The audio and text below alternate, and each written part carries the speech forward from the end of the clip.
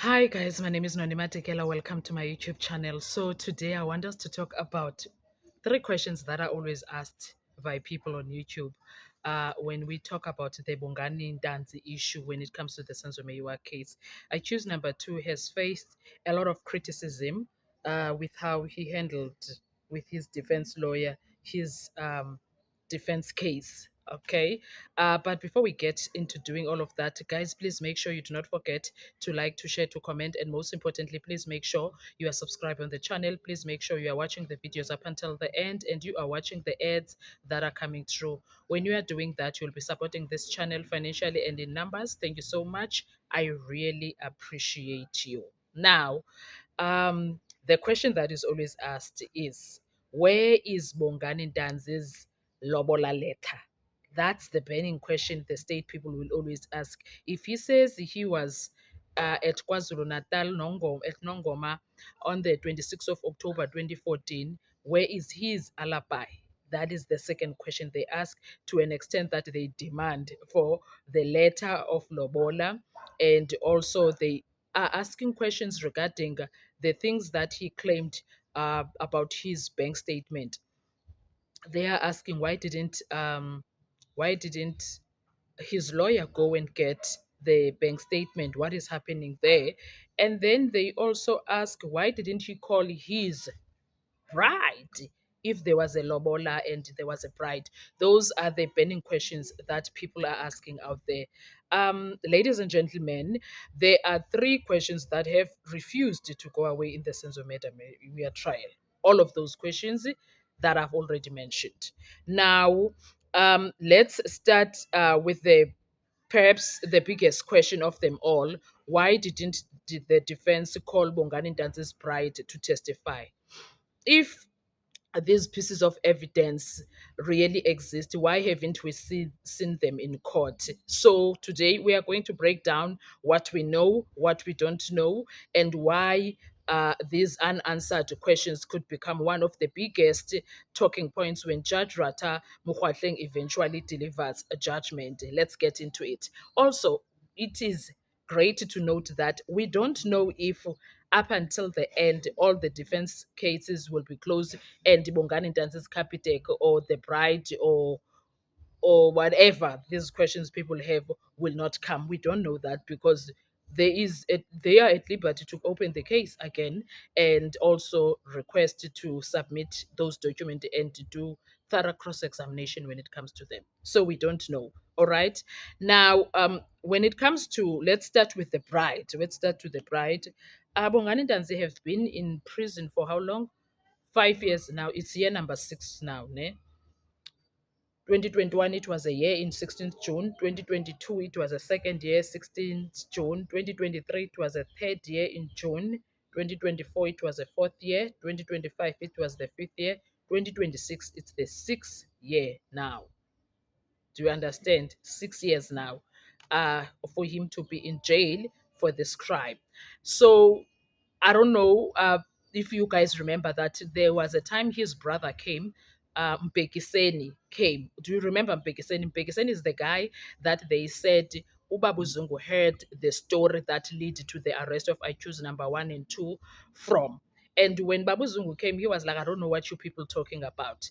And then also Mpekiseni came and was like, I don't know what you people talking about. I don't even know KZN that much because I have never been to Durban. Now, when you talk about squatter camps at Kwamashu, I've never been at Durban. I don't know Kwamashu. So those were the things that came out. Now, Mpekiseni came and told us all of that. He came and also told us that yes, Undanzi started ilobola yake, but it's not yet finished. So that means there is something lacking there, be it it's the letters and whatnot. We don't know how things are done where he comes from, Kwanongoma, because we won't act as if we don't know Ukuti abo like African ways differ from place to place. We don't know if they write a letter. They never spoke about the letter. And the other issue, we don't know. We don't know if that bride, because Ugai Umbekiseni Ndanzi said Undanzi was still in a process of loboling. We've had the privilege of hearing from KZN people how long does it take to lobola, and the process that is. included there is very long and it's very expensive. So one needs to save for perhaps a long time, trying depending where you work, how much money you are making. But it's an expensive uh, process when you want to get married in KwaZulu Natal. It's not a child's play. So when you are asking for the bride, according to their culture, Ntanzi is not married. Ntanzi did not.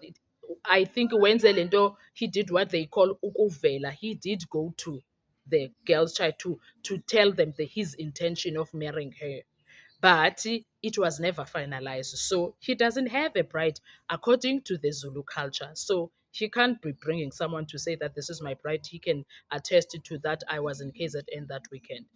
Secondly, I don't know why he never brought anyone from home who is going to say, yes, we were together, but is Judge Rota going to believe that when you see him that like that? I don't know. I don't remember them asking when dancing was that weekend because, oh, they did. They did. I was saying, I don't remember them asking Umbekisen, but Umbekisen said, I live in Pumalanga, so I don't know what happened that weekend where he was. I don't remember. He didn't know. And then when it comes to that's about the bride and the letter. So we won't be getting no letter when it comes to that because things are not finalized and things are done differently. Then let's talk about the statement, the Capitec statement. I think Uramsipile explained it thoroughly, guys. He explained it thoroughly the last time we were in court that Ndanzi's account has been frozen. And it's frozen because the state requested that it be froze. And the reason for that is because Ndanzi is incarcerated. What doesn't make sense for all of us, for some of us, people that use their brain, is that why would a bank account be uh, because especially Capitex one, Capitec does not close accounts for starters, and now it doesn't make sense to me that they will request that as if Ndanzi was dealing with money laundering. It's not make sure. We don't know what's and then it was also confirmed by Mr. Kosa by saying no, we said to Ndanzi must go to ABSA and Ndanzi did not want ABSA. Ndanzi banks with Standard Bank and Capitec, but now it did not happen. Okay, I'm hoping that by now they took Undanzi to one of the banks. I'm hoping that by now Uramsipile is gonna fight this Capitex situation because if you are someone who watches the case, you would have noticed how Baloyi was when they talked about um, the bank issue. He was not relaxed. He was, and them also Ukoza mentioning Absa. That was very dodgy. That Undanzi must transfer your account yake to Absa. That was very dodgy.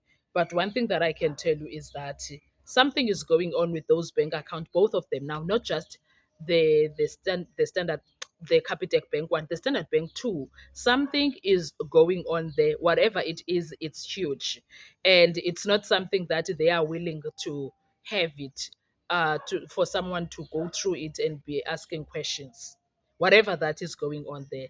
I don't know about your party. That is how much I can say when it comes to Ndanzi and his bank statement from Capitec and the Lobola letter and the bride. But I'm hopeful that Uramsipile is not stupid. Um, I know I'm saying I'm hopeful that he's gonna do something about this, even if it's the last thing that he does. And I know Ukutu Ramsipile is not stupid. He's a very smart guy. He knows what he's doing. We just need to be patient with him. What are your thoughts when it comes to this? I wanna hear from you. Please let's have a respectful conversation on the comment section below. And please make sure that you keep your notification bell on. Turn it on so that you don't miss anything that comes from this channel. I will see you on our next video. Bye bye.